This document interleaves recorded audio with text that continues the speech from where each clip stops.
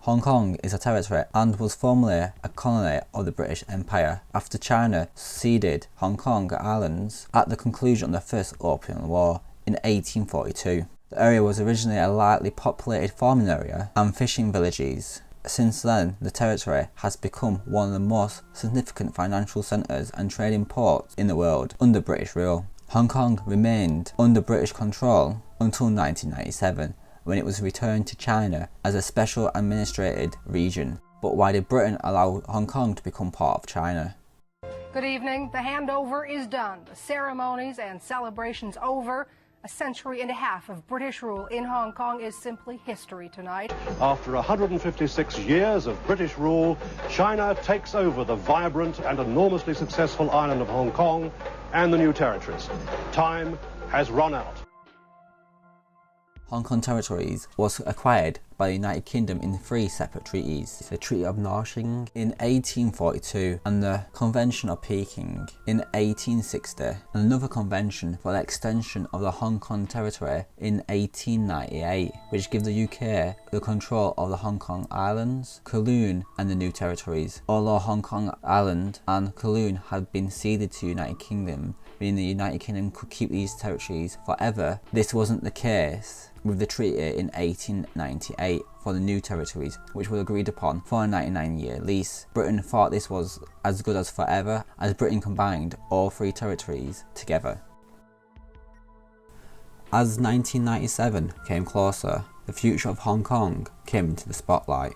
And when the People's Republic of China obtained its seat in the United Nations, Britain was one of the first countries to recognise the People's Republic of China. Britain hoped this would help with their ambition to extend their lease on Hong Kong. Negotiations started in 1982 when British Prime Minister Margaret Thatcher visited Beijing, becoming the first UK Prime Minister to enter the Communist China and formally establish negotiations on the future of Hong Kong. Initially, Britain hoped to maintain significant control over the city, even if it succeeds legal sovereignty to China.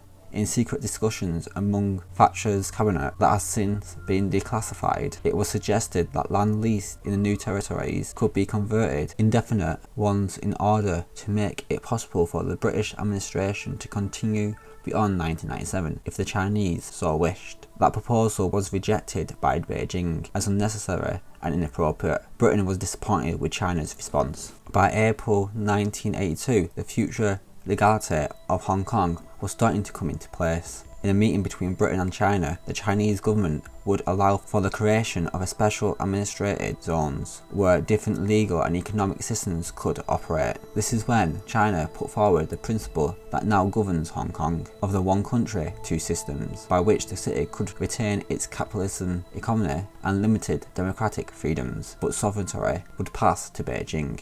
Britain looked into ways of keeping part of Hong Kong that wasn't part of the 99-year lease, but it was impractical to separate the 3 territories and only return the new territories.